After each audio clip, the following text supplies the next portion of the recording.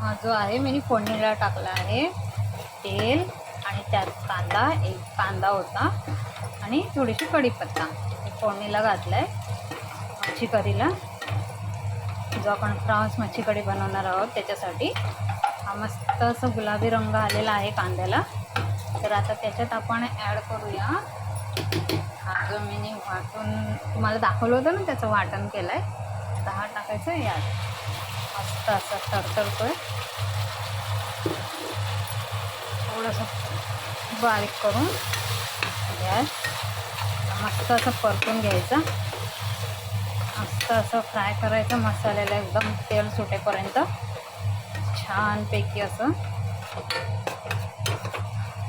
आणि आता ह्याला शिजू देऊया आपण 2 मिनटं, कारण ह्याच्यात खोबरं आहे ओलं. तर त्याला मस्त असं सुगंध येईपर्यंत मस्त तेल सुटेपर्यंत फ्राय करूया. गॅसला मीडियम ठेवूया. त्याला असं फिरवत मस्त भाजून घेऊया मसाला. त्याला सोडायचं नाही असं, नाहीतर तो खाली लागून जाईल. चम्मच असं फिरवत राहायचा. आता ते 2 मिनटानंतर त्याच्यात मी ही घरगुती मसाले टाकले आहे. हा काश्मीरी लाल मिर्च पावडर आहे आणि हा मालवणी मसाला असं मी टाकलं आहे ह्याच्यात, आणि हळद. तर याला मस्त असं परतून घेऊया छानसं.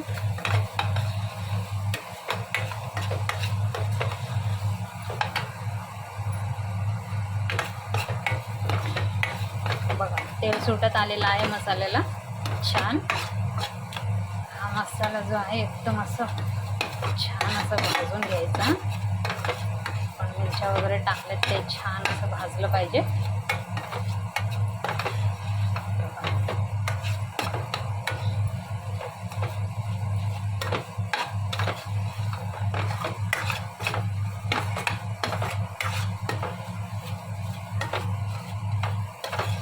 हा भाजून झालेला आहे. त्याच्यात आता आपण ओतूया कोकमचं पाणी. तर ह्यात आपण हा कोकमचं पाणी ओतू. कोकम पण टाकायचं त्याच्यात. खूप छान असं टेस्ट येतो कढीला. त्याचा फ्लेवर जो रसमध्ये उतरतो, वाव खूप छान लागते. तर आता ह्याला सगळं असं घट्ट झालं होतं ना तो मसाला या पाण्यामध्ये. आता थोडंसं त्याला असं पातळ करून घ्यायचं. त्याच्यात 2 मिनटं अजून उकळी येऊ द्यायचं याला.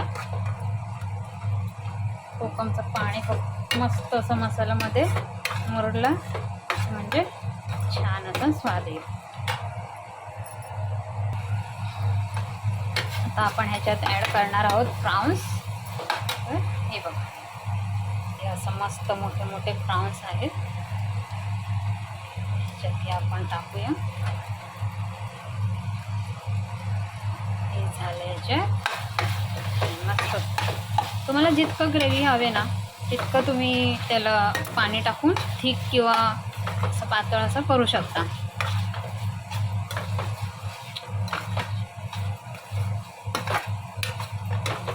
हे बघा, हे मस्त असं फ्रान्स जे आहे ना मस्त असं मसाल्यामध्ये पूर्ण बुडले, बुडून गेले मस्त मसाले. छान असं कवर झाले सगळं. तर आता ह्याला असंच ठेवूया 2 मिनटं. आणि जे आपण वाटण केलेलं त्या मिक्सरच्या भांड्यामध्ये थोडं वाटण लागलेलं असतं ना, त्याच्यात पाणी टाकूया आपण. तेच पाणी वापरूया आपण ते. हे बघा, ह्याच्यात मी पाणी ॲड करते तो मसाल्याचं. तर आम्हाला जास्त ग्रेव्ही नको हवे, आम्हाला थिकच हवे. जसं की चपातीबरोबर, भाकरीबरोबर, ज्वारीचं त्यांच्याबरोबर खायला छान असं लागतं ते. कारण हे फ्रान्सला जे मसाला लागून असणार ना ते असं खायला पण एकदम बाईट आहे ना, एकदम यमी वाटणार.